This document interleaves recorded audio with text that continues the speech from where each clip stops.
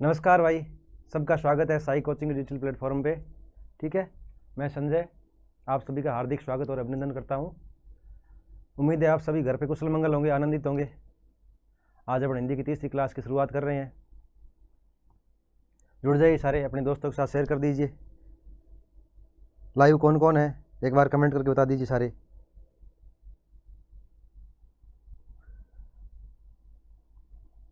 फिर अपन है जो अपनी लास्ट क्लास थोड़ा सा रिवीजन करके फिर आगे की क्लास की शुरुआत करेंगे। ठीक है, बताओ भाई सारे एक साथ शेयर कर दो एक बार सबके पास में, फेसबुक पे, व्हाट्सएप पे, इंस्टाग्राम पे, सब पे शेयर कर दीजिए।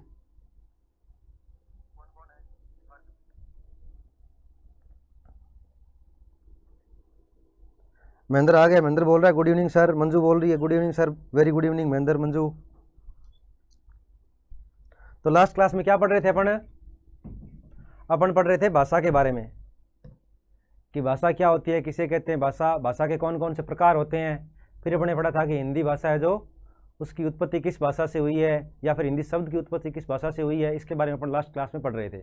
आज अपन क्या पढ़ेंगे, आज पढ़ेंगे कि हिंदी है जो इस शब्द का है जो उद्भव किस भाषा से हुआ है, और हिंदी भाषा की मूल भाषा कौन सी है। उसके बाद में भाषा का किस प्रकार से अपभ्रंश हुआ है, और रूप बदलते बदलते वर्तमान हिंदी है जो किस प्रकार से स्वरूप में आई, उसके बारे में अपन आज बात करेंगे। ठीक है, तो शुरू करें, क्लास की शुरुआत करें, या और कोई जुड़ा है? साहिल जुड़ गया, साहिल बोल रहा है good evening sir, very good evening. Lalit Kumar बोल रहा है जय श्री राम, जय श्री राम भाई ललित। दिलखुश बोल रहा है good evening, very good evening Dilkhush.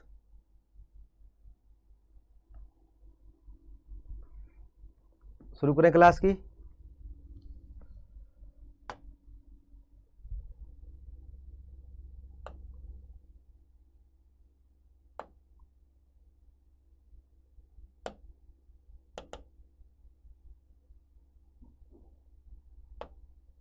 थोड़ा सा बैकग्राउंड चेंज कर लेता हूं मैं।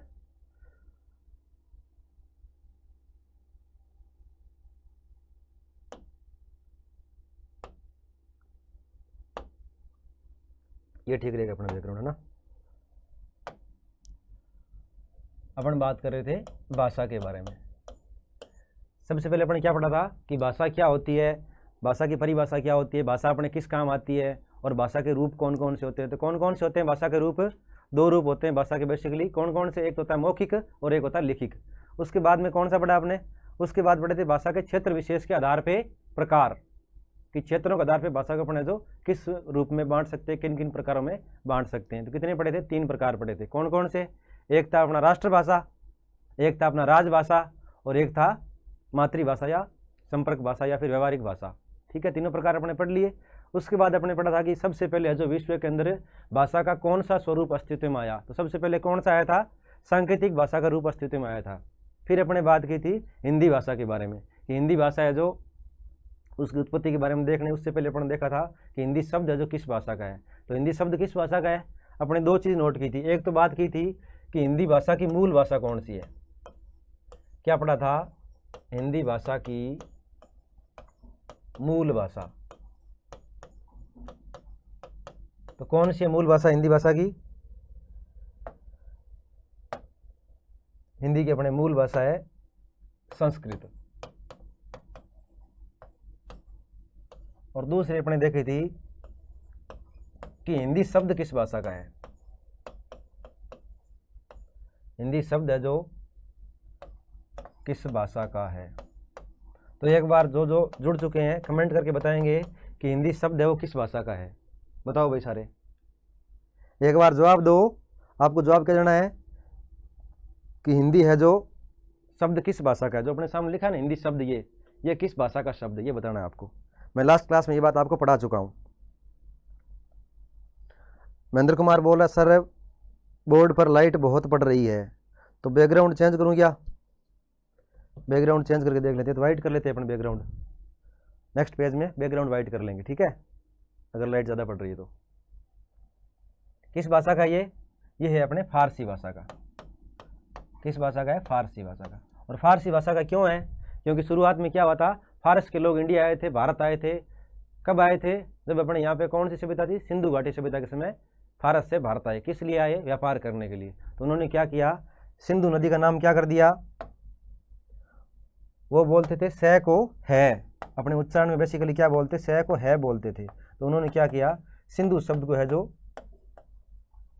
हिंदू बोलना शुरू कर दिया, हिंदू बोलना शुरू किया। उसके बाद में उस क्षेत्र को बोलना शुरू कर दिया, सिंध के स्थान पे कौन सा, हिंद क्षेत्र बोलना शुरू कर दिया। फिर इस हिंदू शब्द से ही क्या बन गया, हिंदू शब्द बन गया, ठीक है, और सिंध से बन गया अपना हिंद। अपने देश का नाम पड़ गया हिंदुस्तान, और भाषा कौन सी होगी हिंदुस्तान में बोली जाने वाली, उस भाषा का नाम पड़ गया हिंदी। इसलिए अपना हिंदी शब्द किस भाषा का है, फारसी भाषा का है। फिर अपन बात करते हैं हिंदी के बारे में आगे की बात, ठीक है। यहाँ तक तो बात किस चीज़ की होगी, हिंदी शब्द की बात की अपने, सिर्फ और सिर्फ हिंदी भाषा के शब्द की, ठीक है। शब्द किस भाषा का है, फारसी का है। फिर अपन बात करते हैं इसके बाद में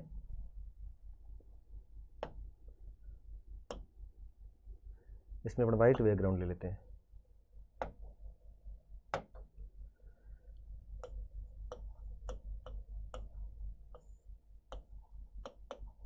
हिंदी भाषा की बात करते हैं, शब्द तो फारसी का हो गया। इसके बाद अपन बात करें तो ये देखते हैं कि हिंदी भाषा का संवैधानिक प्रावधान क्या, या फिर हिंदी भाषा की मूल भाषा मान लो संस्कृत है, तो संस्कृत हिंदी की मूल भाषा क्यों है, इसके बारे में अपन थोड़ी सी बात कर लेते हैं। मूल भाषा का अर्थ क्या होता है, मूल भाषा संस्कृत अपन बार बार लिख रहे हैं, तो संस्कृत मूल भाषा क्यों है। अब मूल भाषा से तात्पर्य क्या है, अपन बोलते हैं कि हिंदी की मूल भाषा है जो संस्कृत है, तो मूल का अर्थ क्या है कि हिंदी की बेसिकली उत्पत्ति किससे हुई है, अपनी संस्कृत भाषा से हुई है। कैसे, शुरुआत में अपनी संस्कृत थी, और संस्कृत के दो रूप थे, कौन कौन से, स्टार्टिंग में कौन सी संस्कृत थी, स्टार्टिंग में थी अपनी वैदिक संस्कृत। संस्कृत के भी दो रूप थे शुरू में, और संस्कृत का कालक्रम क्या है, अपन बात करते हैं संस्कृत में पहले वैदिक संस्कृत की, और एक थी अपनी लौकिक संस्कृत।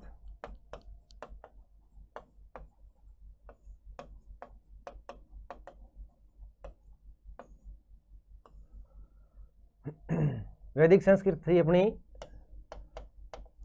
1500 ईस्वी पूर्व से 1000 ईस्वी पूर्व,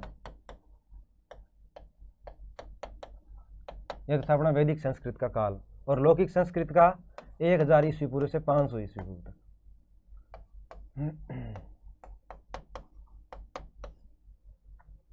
अब भाई वैदिक संस्कृत में क्या था, क्योंकि शुरुआत में संस्कृत थी, वो किस रूप में आई थी, वेदों के रूप में, ऋचाओं के रूप में इसका विकास हुआ था संस्कृत भाषा का। क्योंकि ऋषि मुनि क्या करते थे, संस्कृत भाषा का प्रयोग करते थे, और अपने उपदेश संस्कृत में देते, मंत्र भी संस्कृत में, श्लोक भी संस्कृत में, और प्रार्थना भी संस्कृत में थी। और अपने चारों वेदों की रचना भी किस में हुई है, संस्कृत भाषा में हुई है। इसलिए उस भाषा को क्या बोला गया है, वेदों के कारण इसका नाम कर दिया वैदिक संस्कृत, ठीक है। फिर उसके बाद में आम जनमानस ने भी क्या किया, इस संस्कृत भाषा को बोलचाल की भाषा के रूप में अपना लिया, तो इसको अपन क्या बोलने लगे, लौकिक संस्कृत। लौकिक यानी जनमानस की भाषा, आम बोलचाल की भाषा, ठीक है। नवनीत बोल रहा है फारसी भाषा का शब्द है, मंजू गोदारा बोल रही है हिंदू, नवनीत वर्मा सिंधु को हिंदू बोलने लगे, वैदिक संस्कृत। विक्रम चौधरी बोल रहा है सत श्री अकाल सर जी, सत श्री अकाल विक्रम, सत श्री अकाल। आ गया तू, बहुत बढ़िया, बड़े दिनों बाद आया विक्रम, है ऑफलाइन के बाद सीधा ऑनलाइन में आया है ना। तब अपन बात कर रहे थे किसकी, संस्कृत भाषा की। संस्कृत क्या, हिंदी की मूल भाषा है, ठीक है। एक तो अपने वैदिक संस्कृत, और दूसरी कौन सी है, लौकिक संस्कृत। वैदिक किसे कहते हैं, जिसकी है जो जिस भाषा में वेदों की रचना हुई है। और लौकिक कौन सी है, वो संस्कृत जिसका क्या आम बोलचाल की भाषा में प्रयोग किया जाए। इसके बाद में कौन सी, संस्कृत के बाद में, संस्कृत के बाद में अपनी आई थी, इसका रूप सरल होकर के कौन सा आया, पाली। भाषा का एक नियम होता है, क्या होता है कि भाषा हमेशा किस क्रम में चलती है। एक नियम तो होता है अपना कौन सा, सरलता से कठिनता की तरफ, और एक होता है कठिनता से सरलता की तरफ। तो आप बताओ कि भाषा का विकास किस क्रम में होता है, सरलता से कठिनता की तरफ होता है, या फिर कठिनता से सरलता की तरफ होता है, ये बताओ आप एक बार। भाषा का विकास है जो किस क्रम में होता है। भाषा में जैसे अपन बोलते हैं, अपने सामने पहले कोई शब्द था, जैसे क्षेत्र शब्द था, क्या था, क्षेत्र, उसका अपने वर्तमान में क्या कर दिया, खेत कर दिया, ठीक है। या शुरुआत में अपने पास कोई शब्द था,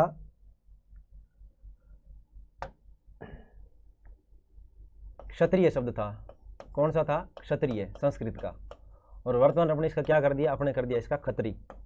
अब आप मुझे बताओ कि भाषा क्षत्रिय कठिन है या फिर खत्री कठिन है, तो आप बताओ कि इनमें से कौन सा क्रम सही है, कौन सा गलत है।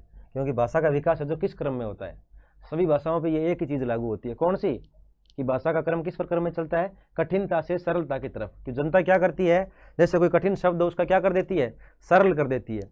जैसे पहले शुरुआत में क्या था, अपने सामने एक शब्द था, लिखते हैं अपन, कठिनता से सरलता की तरफ। किसका विकास होता है, भाषा का। जैसे शुरुआत में लोग क्या बोलते, नई नई आई थी फेसबुक, है ना, लोग धीरे धीरे इसको क्या बोलने लगे, शॉर्ट में इसको बोलने लगे FB, है ना। फिर धीरे धीरे जैसे मान लो और शब्द, जैसे मान लो गर्लफ्रेंड, इसको लोग क्या बोलने लगे, GF बोलने लगे। तो लोग क्या करते हैं, हमेशा शॉर्ट क्रम में या सरल शब्दों का इस्तेमाल करना पसंद करते हैं। वैसे ही अपने संस्कृत के शब्दों का क्या हुआ, शुरुआत में क्या थी, हिंदी की मूल भाषा संस्कृत थी, धीरे धीरे हिंदी के रूप में किस प्रकार से हिंदी का उद्भव, उसके बारे में अपन पढ़ रहे हैं। हिंदी की उत्पत्ति कैसे हुई, किन शब्दों से हुई है, उसके बारे में अपन क्या कर रहे हैं, पढ़ रहे हैं। तो मेरे कहने का मतलब ये, भाषा किस क्रम में चलती है, कठिनता से सरलता की तरफ चलती है। कैसे, जैसे शुरुआत अपने पास शब्द था चंद्र, अपने सरल करके क्या बोलने लगे, अपन बोलने लगे चांद, सिधाई। क्योंकि जनता की क्या होती है, आवश्यकता होती है, कठिनता से सरलता की तरफ चलने की आदत होती है। जैसे अपने पास शब्द थे अश्रु, अपन धीरे धीरे क्या बोलने लगे, आंसू बोलने लगे, ठीक है। या फिर जैसे अपन देखते हैं स्वप्न शब्द था संस्कृत का, अपन क्या बोलने लगे, सपना बोलने लगे। जैसे शब्द था अपना कपोत, अपन क्या बोलने लगे, अपन बोलने लगे कबूतर, है ना, कबूतर उड़ गया, ठीक है।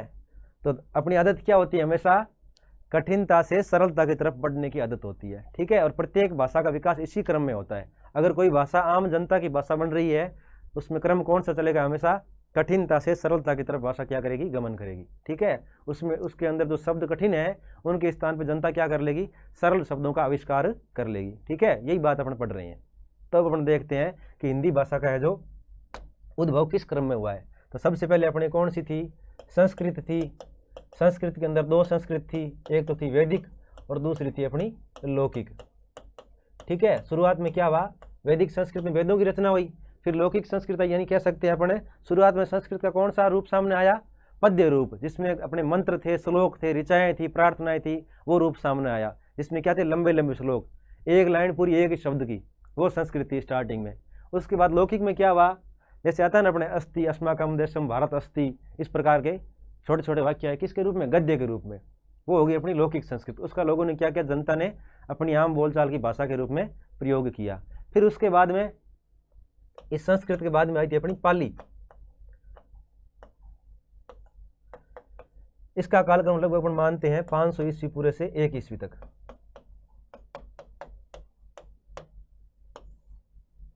और इस पाली में क्या हुआ, इस पाली भाषा के अंदर जो अपने अधिकतर बौद्ध साहित्यों की रचना हुई है, बौद्ध साहित्य, यानी अपन कह सकते हैं भगवान बुद्ध के समय है जो इस भाषा का आविष्कार हुआ था, किसका, पाली का, जिसका उत्पत्ति जिसकी किस भाषा से हुई, अपने लौकिक संस्कृत से, ठीक है। लौकिक संस्कृत थोड़ा सा सरल रूप अपने सामने है पाली के रूप में। फिर अपन बात करते हैं पाली के बाद में एक और भाषा, उसका नाम क्या था, उसका नाम था प्राकृत। प्राकृत भाषा के अंदर किसका हुआ, इसका कालक्रम मानते हैं अपन 1 ईस्वी से लगभग 500 ईस्वी तक। और इस समय किसका अवतार हो गया, किसका उपदेश चल रहे थे, भगवान महावीर के। तो अपन कह सकते हैं इसमें जो जैन साहित्य की रचना हुई, किसमें, अपनी प्राकृत भाषा में।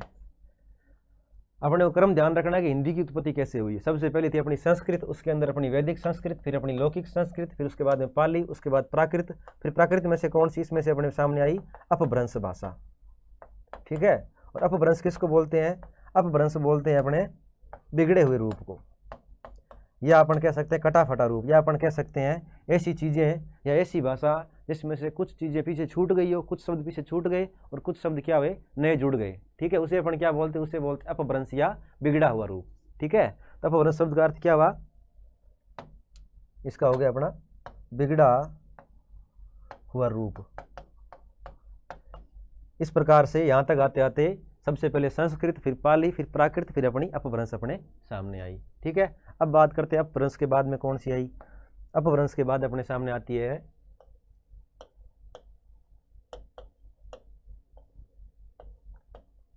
अपभ्रंश के बाद में आती है, एक तो आती है अपनी शौरसेनी अपभ्रंश,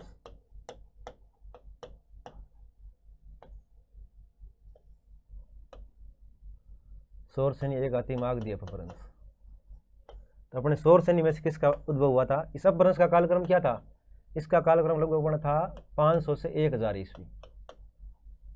इसका था 500 से 1000 ईस्वी। ठीक है,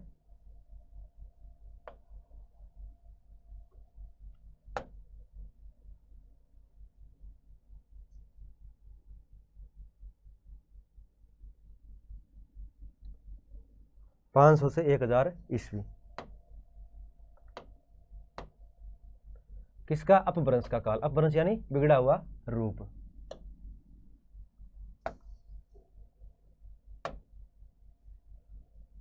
ठीक है, अब सौर श्रेणी की बात करते हैं। सौर श्रेणी में से किसकी उत्पत्ति हुई? अपने हिंदी भाषा की उत्पत्ति हुई। और हिंदी का मानक समय क्या मानते हैं? हिंदी का अपन मानक समय मानते हैं 1100 ईस्वी। हिंदी का मानक समय क्या मानते हैं? क्योंकि 1000 ईस्वी तक तो कौन सी चली? अपनी अपभ्रंश चली। उसके बाद में सौर श्रेणी में से अपनी बीच में आई थी खड़ी बोली, और खड़ी बोली में से अपनी कौन सी आती है? वर्तमान हिंदी का शब्दकोश आता है। अपन ये नहीं कह सकते कि हिंदी का 100% शब्दकोश सारा का सारा किस में से आया है? अपभ्रंश में से आया है। शब्द अपने वही चल रहे हैं, कौन से? संस्कृत वाले अधिकतर, लेकिन ये भाषा का क्रम चल रहा है। कौन सा? राम सर बोल रहे हैं, राम चौधरी सर ज्योग्राफी वाले, कि शानदार सर, दोस्तों ज़्यादा से ज़्यादा वीडियो को शेयर करें। Thank you sir, Ram sir, बहुत बहुत धन्यवाद आपका। मंजू गोदारा बोल रही है सौर श्रेणी अपभ्रंश। बिल्कुल सही है मंजू, आपकी बात भी। तो अपन किसकी बात कर रहे थे? हिंदी के मानक समय की। हिंदी का मानक समय अपन कब से मान रहे हैं? 1100 ईस्वी से, क्योंकि शुरुआत अपनी वैदिक संस्कृत थी जो कब से प्रारंभ हुई? 1500 ईस्वी पूरे से। उसके बाद में अपनी आई लौकिक संस्कृत। उसका कालक्रम क्या है? उसका तो कालक्रम है अपना 1000 ईस्वी पूर्व। उसके बाद में आई अपनी पाली, फिर आई अपनी प्राकृत, और प्राकृत के बाद में कौन सी आई? अपनी अपभ्रंश। अपभ्रंश का कालक्रम क्या है? 500 से 1000 ईस्वी। फिर बात करते हैं सौर श्रेणी अपभ्रंश की। सौर श्रेणी में से निकली खड़ी बोली, उसमें से अपनी आई हिंदी भाषा। ठीक है, और हिंदी का मानक समय कब से मानते हैं? 1000 ईस्वी से। और हिंदी में अधिकतर शब्द तो संस्कृत भाषा के हैं, लेकिन कुछ शब्दों का क्या हुआ है? बीच में आगमन भी, कुछ जैसे शब्द बीच में से जुड़ गए हैं। ठीक है, आगे अपन बात करेंगे कि कौन से संस्कृत के शब्द होते हैं, कौन से स्थानीय भाषा के होते हैं, कौन से उनके सरल शब्द होते हैं। सारी अपन आगे बात करेंगे शब्दों के प्रकार में, है ना। अब अपन आगे बढ़ते हैं। इसका क्रम अपन एक बार लिख लेते हैं। सबसे पहले संस्कृत, फिर उसके बाद में पाली, फिर उसके बाद में प्राकृत, फिर उसके बाद में अपभ्रंश, और अपभ्रंश में से अपनी वर्तमान हिंदी। ठीक है, और मानक समय है 1100 ईस्वी। अब मानक समय किसको बोलते हैं? बार बार मैं बोल रहा हूँ कि मानक समय 1100 ईस्वी, 1100 ईस्वी। किसको बोलते हैं मानक समय? मानक समय उसे बोलते हैं किसी भी भाषा का जिसमें क्या हो, किसी भाषा का प्रॉपर है जो तरीके से, स्पष्ट तरीके से साहित्य लिखा गया या साहित्य लिखना प्रारंभ किया गया हो, या फिर आम बोलचाल की भाषा के रूप में एक बड़े क्षेत्र के रूप में प्रयुक्त होने लगी हो, या अपन कह सकते हैं किसी भाषा का है जो शब्दकोश तैयार हो गया हो। ठीक है, तो यहाँ तक आते थे क्या हुआ? हिंदी भाषा का एक अपना शब्दकोश तैयार हो गया, और अपना एक साहित्य है जो लिखना प्रारंभ हो गया, और आम बोलचाल की भाषा का एक क्षेत्र भी है जो विस्तृत हो गया। इसलिए अपन क्या मानते हैं? 1100 ईस्वी से हिंदी के मानक समय मानते हैं। वहाँ से अपने है जो कुछ बौद्ध साहित्य, जैन साहित्य, या फिर उसके बाद के अपभ्रंश के बाद के साहित्य में जो हिंदी का एक प्रॉपर स्वरूप अपने सामने आता है। ठीक है, अब अपन बात करते हैं हिंदी भाषा के संवैधानिक पृष्ठभूमि की।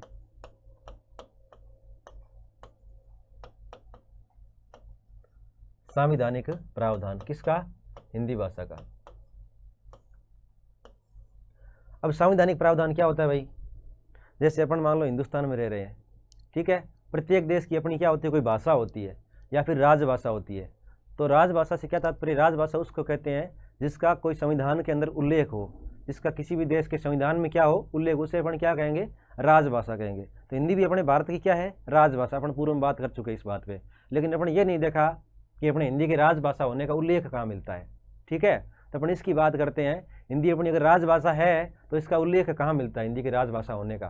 तो अपन इसके बारे में थोड़ी सी जानकारी देखेंगे कि भारत के संविधान के किस अनुच्छेद में, किस भाग में, किस अनुसूची में है जो हिंदी का उल्लेख मिलता है, और अपन प्रतिवर्ष है जो हिंदी दिवस कब मनाते हैं, क्यों मनाते हैं, उसका कारण क्या, इस सब बातों की अपन बात करेंगे। ठीक है, सोनू चौधरी बोल रही राम राम सर जी, राम राम सोनू। फिर अपन आगे की बात करते हैं किसकी? संवैधानिक प्रावधान की। तो इसमें अपन क्या पढ़ेंगे? अपने भारतीय संविधान के परिप्रेक्ष्य में हिंदी के प्रति क्या प्रावधान है? भारतीय संविधान में हिंदी भाषा के बारे में जो भी जानकारी उसके बारे में अपन क्या करेंगे, पढ़ेंगे। किसमें? हिंदी की संवैधानिक पृष्ठभूमि या संवैधानिक बैकग्राउंड के बारे में अपन देखेंगे। ठीक है, संवैधानिक प्रावधान कौन कौन से, उसके बारे में अपन अध्ययन करते हैं।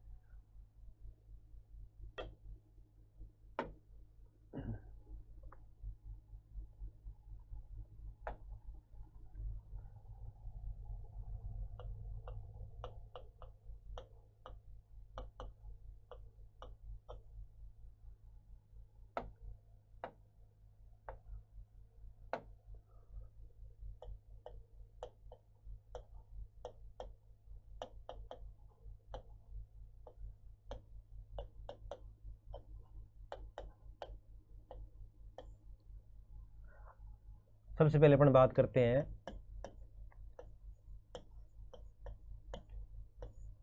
हिंदी का भारत के संविधान में कौन सी भाषा के बारे में उल्लेख किया गया है, किस प्रकार की भाषा है हिंदी जिसका भारत के संविधान में क्या हो, उल्लेख हो। तो आप बताओ भाई, हिंदी को भारत के संविधान में है तो दर्जा किस भाषा के रूप में मिला हुआ है? राष्ट्रभाषा है, एक राजभाषा है, एक मातृभाषा है, या कोई और भाषा है? बताओ आप, एक बार कमेंट करके सारे बताओ। हिंदी को भारत के संविधान में क्या बोला गया है? घनश्याम बोल रहा है राम राम सर जी, राम राम। एग्रीकल्चर स्टूडेंट बोल रहा है सर मिश्रा पब्लिकेशन हिंदी के लिए अच्छी है क्या? बिल्कुल बेटा, सारी किताबें अच्छी है, बस अपने को क्या करना है, ढंग से, एक व्यवस्थित ढंग से क्या करना है, पढ़ना है। ठीक है, किताबें सारी अच्छी है, अपने जो सिलेबस के टॉपिक है वो होने चाहिए किताब के अंदर लिखे हुए, और अपने को पढ़ना खुद को ही पड़ेगा। सोनू बता रही है हिंदी का भारत के संविधान में उल्लेख किस रूप में किया गया है? राजभाषा के रूप में। और विक्रम भी बता रहा है, बहुत बढ़िया विक्रम, क्या बात है, शाबाश। क्या बता रहा है? हिंदी का उल्लेख किस रूप में किया गया भारत के संविधान में? राजभाषा के रूप में किया गया है। महेंद्र कुमार भी बता रहा है राजभाषा के रूप में, मंजू भी बोल रही है राजभाषा, और विक्रम भी बता रहा है राजभाषा, बहुत बढ़िया। तो हिंदी क्या है भारत के संविधान में? राजभाषा के रूप में उल्लेखित किया गया है। और राजभाषा किसे बोलते हैं? अपन पहले बात कर चुके, राजभाषा बोलते हैं सरकारी कामकाज की भाषा, है ना, जिसमें क्या हो, अपना सरकारी कामकाज किया जाए जिस भाषा, उसे अपन क्या बोलेंगे? उसे अपन बोलेंगे राजभाषा, यानी राजकीय भाषा कह सकते हैं, सरकारी भाषा कह सकते हैं, सरकारी कामकाज की भाषा, यानी अपने सरकारी कार्यालय में जिस भाषा का उपयोग उसे अपन क्या बोलते हैं? उसे बोलते हैं राजभाषा। ड्रीम प्ले बोल रहा है गुड इवनिंग सर जी, वेरी गुड इवनिंग। किसे कहेंगे? जिसमें अपना सरकारी कामकाज होता है। अब अपन बात करते हैं कि हिंदी का है जो भारत के संविधान के कौन से भाग में हिंदी भाषा का राजभाषा के रूप में उल्लेख है। तो भाग कौन सा है? भाग है अपना 17। फिर बात करते हैं अनुसूची की, किस अनुसूची में बताया गया है? अनुसूची अपनी है 8वीं, जिसमें भारत की कितनी भाषाएं बताई गई है? 22 भाषाओं का उल्लेख है, जिसमें अपनी हिंदी भी एक भाषा है जो शामिल है। फिर बात करते हैं अनुच्छेद की। अनुच्छेद अपने कौन कौन से है? अनुच्छेद 343 से लेकर के और 351 तक है, जो इनमें किसकी बात की गई है? हिंदी है जो भारत की राजभाषा होगी। ठीक है, लिपि इसकी कौन सी होगी? लिपि होगी हिंदी की देवनागरी। और संख्या कौन सी प्रयुक्त होगी हिंदी के अंदर? संख्या होगी अंतर्राष्ट्रीय मानक वाली। ये चीज़ किस में लिखी हुई है? अनुच्छेद 343 में चीज़ अपने लिखी हुई है भारत के संविधान में। इसलिए अपन हिंदी को क्या कर सकते हैं? राजभाषा के रूप में कहीं भी किसी भी सरकारी कार्यालय में इसका प्रयोग कर सकते हैं, उपयोग कर सकते हैं, इसको बोल सकते हैं, लिख सकते हैं। ठीक है, ये अपने को अधिकार कहाँ दिया गया है? अनुच्छेद 343 में। और 343 में भी बात करें तो 343 क के अंदर लिखा हुआ है हिंदी क्या होगी? भारत की राजभाषा होगी। फिर अपन आगे की बात करते हैं क्या कि एक तो हिंदी क्या होगी? भारत की राजभाषा होगी। किस में लिखा हुआ है? अनुच्छेद 343 क में। दूसरी बात क्या लिखी हुई है इसमें? दूसरी बात लिखी हुई है लिपि कौन सी होगी हिंदी की? लिपि होगी अपनी देवनागरी। और एक बात इसमें और लिखी हुई है, अंक किस प्रकार के काम में लेंगे अपन? अंक लेंगे अंतर्राष्ट्रीय मानक के।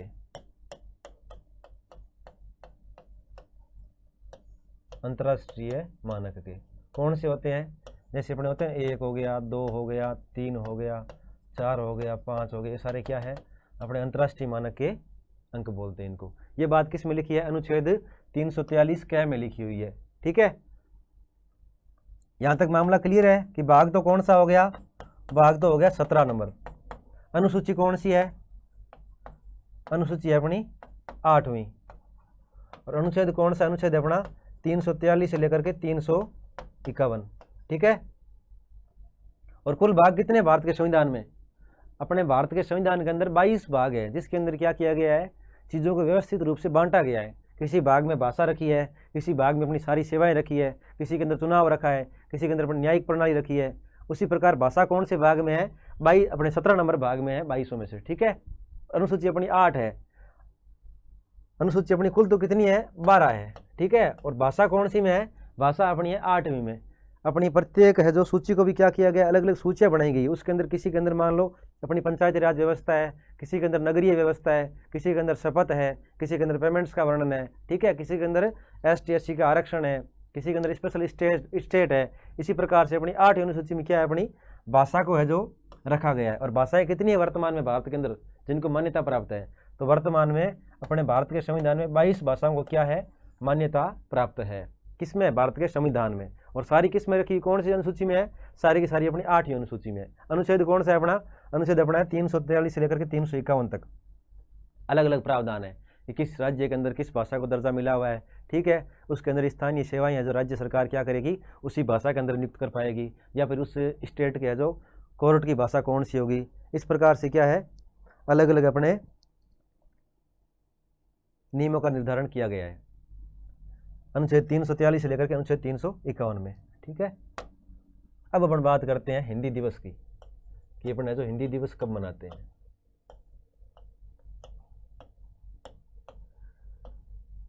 हिंदी दिवस भी कौन सा, राष्ट्रीय हिंदी दिवस, ठीक है, जो अपन कहाँ करते हैं, भारत में मनाते हैं। अपने पूरे भारतवर्ष में, अपने देश में क्या करते हैं, राष्ट्रीय हिंदी दिवस मनाते हैं। तो कब मनाते हैं प्रतिवर्ष हिंदी दिवस, एक बार कमेंट करके सारे जवाब दो, बताओ भाई सारे हिंदी दिवस अपन कब मनाते हैं। मंजू गुदारा बोल रही 8। विक्रम चौधरी बोल रहा है सर जी मेरा कमेंट लेट आवे थारे कने, कोई बात नहीं, आ तो रहा है, पहुंच रहा है ना विक्रम, हो सकता है तेरी नेट स्लो, मेरी नेट स्लो। मंजू गुदारा बोल रही 343 से 351, बिल्कुल 343 से 51 तक अपनी क्या है, भाषा का वर्णन किया गया। मंजू बोली लिपि कौन सी है, देवनागरी। और वर्तमान में भाषाएं कितनी है, 22 भाषाएं हैं। विक्रम बोल रहा है कौन कौन सी है सर जी, इसके अंदर अपनी गुजराती है, मराठी है, कश्मीरी है, डोंगरी है, असमिया है, मणिपुरी है, सारी 22 भाषाएं इसके अंदर शामिल है। महेंद्र बोल रहा है सर राजस्थानी भाषा का उल्लेख नहीं है क्या, बिल्कुल महेंद्र बेटा, राजस्थानी भाषा का अभी तक है जो सर अपने कानून के अंदर, संविधान के अंदर मान्यता नहीं मिली है, लेकिन अपन इससे दौड़ में लगे हुए हैं कि जल्दी से जल्दी राजस्थानी भाषा अपनी भारत के संविधान में शामिल हो, लेकिन अभी तक अपनी राजस्थानी भाषा को शामिल नहीं किया गया है। क्योंकि राजस्थानी में मामला क्या है कि अपन पश्चिमी राजस्थानी अलग बोलते हैं मारवाड़ी के रूप में, पूर्वी में अपने मेवाती बोलते हैं, कहीं कहीं अपने ढूंढाड़ी बोलते हैं, कहीं अपनी हाड़ौती बोलते हैं, कहीं अपनी हरियाणवी का पुट आ रहा है, कहीं पंजाबी का आ रहा है। इसलिए क्या हो रहा है, राजस्थानी को प्रॉपर तरीके से एकजुट नहीं होने के कारण मान्यता अभी तक नहीं मिली है ना। कोशिश में लगे हुए हैं कि राजस्थानी को मान्यता मिल जाए, ठीक है। और अब आप लोग भी बात करने लगे हो तो हो सकता है अपनी बात गवर्नमेंट सुन ले यूट्यूब के माध्यम से, है कि नहीं, और राजस्थानी को मान्यता मिल जाए। फिर विक्रम बोल रहा राजस्थानी हिंदी दिवस की बात कर रहा है, विक्रम बता रहा 14 सितंबर, मंजू बता रही 14 सितंबर, और महेंद्र बोल रहा है 14 सितंबर। तो कब मनाते हैं, आंसर मिल गया अपने को। आगे क्लास स्टार्ट करते हैं, अपने शुरू करते हैं। कब मनाते हैं हिंदी दिवस, अपन मनाते हैं प्रतिवर्ष 14 सितंबर को, है ना, या हिंदी में लिखे तो ऐसे 14 सितंबर। क्या करते हैं अपन, प्रतिवर्ष हिंदी दिवस मनाते हैं, ठीक है। और क्यों मनाते हैं 14 सितंबर को, 15 को क्यों नहीं मनाते भाई, या 13 को क्यों नहीं मनाते, या सितंबर में ही क्यों मनाते हैं, उसका क्या कारण है। उसका कारण ये है कि अपने क्या हुआ, शुरुआत में भारत का संविधान बन रहा था। क्या बन रहा था, भारत का संविधान, ठीक है। अपने यहाँ भारत में एक सिस्टम था पहले, क्या था कि 1600 ईस्वी में अपने अंग्रेज आए थे लगभग ईस्ट इंडिया कंपनी लेकर के, ठीक है। और उन्होंने राज कितने साल तक किया, लगभग 200 साल तक क्या किया, अंग्रेजों ने भारत के ऊपर राज किया, शासन तंत्र चलाया, ठीक है। पहले बिजनेस करने आए थे वो बात अलग थी, लेकिन बाद में क्या कर लिया, यहाँ पे परमानेंटली सेट हो गए। उनको लगा कि जनता यहाँ की भोली भाली है, पैसा खूब है, अदर सोर्सेज भी खूब सारे, अपन क्या करते हैं यहीं पे अपना सिस्टम सेट कर लेते। उन्होंने यहाँ पे शासन प्रणाली भी शुरू करनी स्टार्ट कर दी, ठीक है। उसके बाद में लगभग 1800 स्टार्ट कर दिया शासन, 1835 के बाद में, फिर 1935 आया, फिर 1940, 45, 47 तक आते क्या हुआ, भारत के लोगों ने, अपने देशभक्त लोगों ने, स्वतंत्र सेनानियों ने क्या किया, यहाँ पे बहुत सारे आंदोलन किए, गांधी जी के नेतृत्व में, भगत सिंह के नेतृत्व में, सुभाष चंद्र बोस के नेतृत्व में, ठीक है। तो उसके बाद क्या हुआ, अंग्रेज़ों को लगा कि अब हमें यहाँ से है तो निकलना पड़ेगा। तब तक उन्होंने क्या कि एक बड़ा सारा है जो संविधान का तंत्र इंडिया के अंदर स्टेबल कर दिया था, उसको फिर ख़त्म करने के लिए अपना खुद का संविधान चाहिए। ठीक है, धीरे धीरे करते करते क्या हुआ, सिस्टम इस प्रकार से हुआ कि अंग्रेज़ों को भारत से बाहर निकालने की प्रक्रिया जो स्टार्ट हो गई। अंग्रेज़ मान भी गए कि हम आपका देश है जो छोड़ देंगे, लेकिन आप अपना संविधान कैसे स्थापित करोगे? तो भारत के लोगों ने बोला, उस समय निर्णय लिया, भीमराव अम्बेडकर ने, जवाहरलाल नेहरू ने, लोगों ने मिलकर क्या निर्णय लिया कि हम अपना संविधान खुद बनाएंगे। और कैसे बनाएंगे? विश्व के सारे देशों का पहले एनालिसिस करेंगे, उनको संविधान को पढ़ेंगे, फिर अपने भारत के हिसाब से क्या करेंगे, संविधान बनाएंगे। तो उन्होंने क्या किया, एक प्रक्रिया स्टार्ट की 1947 के बाद में, और अपना संविधान बन करके कब तैयार हुआ? लगभग 26 नवंबर 1949 को अपने क्या हुआ, भारत के संविधान को तैयार करके और आंशिक रूप से लागू किया गया। आंशिक यानी इसके 16 अनुच्छेद क्या कर दिया गया, लागू कर दिया गया। कब? 26 नवंबर को। लेकिन हिंदी अपनी राजभाषा कब बनी? हिंदी राजभाषा बन गई कब? 14 सितंबर 1949 को। अब आप मुझे बताओ कि नवंबर पहले आता है कि सितंबर पहले आता है? तो अपने को पता है सितंबर तो पहले आता है। और संविधान लागू तो कब हुआ था? आंशिक रूप से, वो भी पूरा नहीं हुआ, आंशिक रूप से 16 अनुच्छेद लागू हुए थे 26 नवंबर 1949 को। लेकिन उससे पहले क्या कर दिया, अपने हिंदी भाषा को राजभाषा का दर्जा मिल चुका था। ठीक है, किसका दर्जा? राजभाषा के रूप में। ये दर्जा किसने दिया? क्योंकि उस समय ना तो भारत में कोई सरकार थी और ना कोई बड़ी शासन व्यवस्था थी। हाँ, उस समय क्या थी, एक संविधान सभा थी, वो क्या कर रही थी, भारत के पूरे संविधान को निर्माण कर रही थी और उसके लिए जो अनिवार्य प्रावधानों का प्रयोग या उपबंध कर रही थी। तो उस समय क्या हुआ, भारत की संविधान सभा ने क्या किया, एक अपने संविधान सभा के सदस्य थे, उनका नाम था गोपाल स्वामी अयंगर। क्या नाम था? गोपाल स्वामी अयंगर नाम के एक सदस्य थे अपनी संविधान सभा के, जो क्या कर रहे थे, संविधान निर्माण में अपनी भूमिका अदा कर रहे। उन्होंने कहा कि हिंदी को है जो राजभाषा बनाया जाए। तो तुरंत उसी दिन ही क्या कर लिया गया, हिंदी को राजभाषा के रूप में स्वीकार कर लिया गया। किसके द्वारा? संविधान सभा के सभी सदस्यों के द्वारा। तो अपन क्या करते हैं, प्रतिवर्ष इस दिन को हिंदी दिवस के रूप में मनाते हैं, क्योंकि इस दिन क्या हुआ था, हिंदी भाषा को राजभाषा का दर्जा मिला था। लेकिन दूसरी बात अपने सामने ये आती है कि उसी साल से शुरू कर दिया गया, क्या अपने 14 सितंबर 1949 से, उस साल शुरू नहीं किया गया। उसके बाद में 14 सितंबर इस डेट को जो कब से बनाना शुरू किया, तो अपन बात करेंगे, एक अपनी समिति थी हिंदी प्रचार समिति वर्धा की। हिंदी प्रचार समिति वर्धा कहाँ पड़ता है? वर्धा पड़ता है अपना महाराष्ट्र में। इसने क्या किया था, इसने सिफारिश की थी किस बात की, कि 14 सितंबर एक बहुत महत्वपूर्ण दिन है। क्यों है? क्योंकि हिंदी को क्या किया जाता है, इस दिन हिंदी को राजभाषा का दर्जा मिला था। तो अपन क्या करेंगे, इस दिन प्रतिवर्ष है जो हिंदी दिवस मनाएंगे। कौन सा हिंदी दिवस है? राष्ट्रीय हिंदी दिवस। तब क्या किया, तब संविधान सभा ने, या फिर उस समय तक क्या हुआ, अपने भारत में सरकार स्थापित हो गई थी, उसने क्या किया, उसने इस बात को एक्सेप्ट किया। किसकी सिफारिश पे? हिंदी प्रचार समिति वर्धा की सिफारिश पे क्या किया कि प्रतिवर्ष है जो 14 सितंबर को हिंदी दिवस मनाने का निर्णय ले लिया और इसको क्या घोषित कर दिया, हिंदी दिवस घोषित कर दिया। कब से? 1953 से। पहली बार कब मनाया गया हिंदी दिवस अपना? 14 सितंबर 1953 को भारत के अंदर पहली बार है जो हिंदी दिवस मनाया गया। ठीक है, किसकी सिफारिश पे? हिंदी प्रचार समिति वर्धा की सिफारिश से। ठीक है, क्योंकि अपन है जो, ऐसा नहीं है कि भाई सितंबर 1949 में अपने स्वीकार कर लिया और उसी साल से मनाना शुरू कर दिया, ऐसा कुछ नहीं था। उसके बाद में शुरू किया। कितने साल बाद में? लगभग 4 साल बाद में। और 1953 के अंदर क्या किया गया, अपने हिंदी दिवस को मनाना शुरू किया। यहाँ तक सबकी बात क्लियर है? इसके बाद अपन आगे चलते हैं। अब तक अपने कौन कौन सी बात कर ली? ये बात कर ली कि हिंदी भाषा का जो संविधान के अंदर किस रूप में उल्लेख है, राजभाषा के रूप में उल्लेख है। अनुच्छेद कौन से में है? अनुच्छेद 343 में है। भाग कौन सा है? भाग 17 है। अनुसूची कौन सी है? अनुसूची 8वीं है। फिर अपने बात की थी कि प्रतिवर्ष हिंदी दिवस कब मनाते हैं, तो कब मनाते हैं? 14 सितंबर को। और इसको मनाना कब से स्टार्ट किया है? तो 1953 से स्टार्ट किया है। लेकिन मनाते क्यों है? क्योंकि 14 सितंबर 1949 को क्या हुआ था, हिंदी को जो राजभाषा का दर्जा मिला था, उसकी याद में अपन, उस महत्वपूर्ण दिन की याद में क्या करते हैं, प्रतिवर्ष हिंदी दिवस मनाते हैं। फिर अपन बात करते हैं किसकी? फिर अपन बात करते हैं हिंदी भाषा का निर्माण है जो किससे होता है।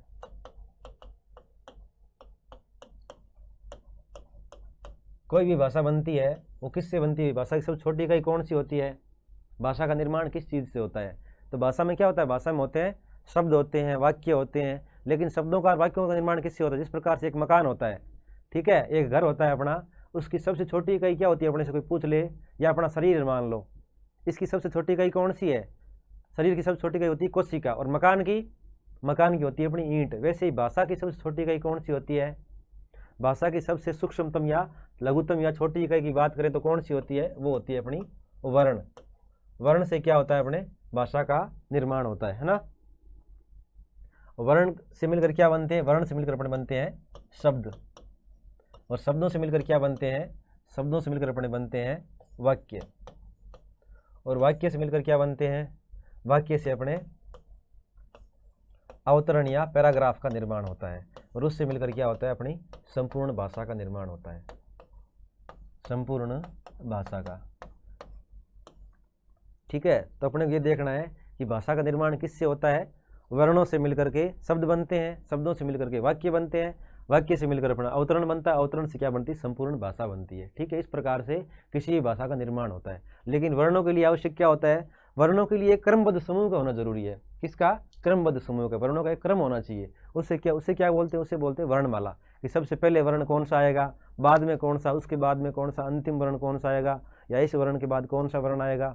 ठीक है, किस प्रकार के वर्णमाला के चिन्ह होने चाहिए, उसे अपन क्या बोलते हैं? उसे अपन बोलते हैं वर्णमाला, या वर्णों का व्यवस्थित एक क्रम या समूह है। ठीक है, अगली क्लास में अपन क्या पढ़ेंगे कि हिंदी वर्णमाला की जो शुरुआत कहाँ से होती है, वर्णमाला में वर्णों का क्रम क्या रहता है, इस सब बारों की अपने बातें करेंगे। ठीक है, और फिर अपन जो अगली क्लास होगी उसके अंदर आपसे मैं 10 या 15 क्वेश्चन लेकर के आऊँगा, उसके बारे में पहले चर्चा करेंगे, जो अपने पढ़ लिया 3 क्लासों में उनके बारे में, फिर अपन आगे की जो क्लास का विधिवत शुरुआत करेंगे। ठीक है, आज के लिए इतना काफ़ी है, सबको पढ़ाई करनी है, और बराबर है जो खुद पढ़ते हुए रहना, नोट्स भी बनाना बराबर, साथ साथ में स्क्रीनशॉट ले सकते हो, नोट्स बना सकते हो। बाकी अपन कल पढ़ेंगे इसी टाइम 5 बजे। ठीक है ना, 5 से 6 अपनी रोज हिंदी की क्लास रहेगी।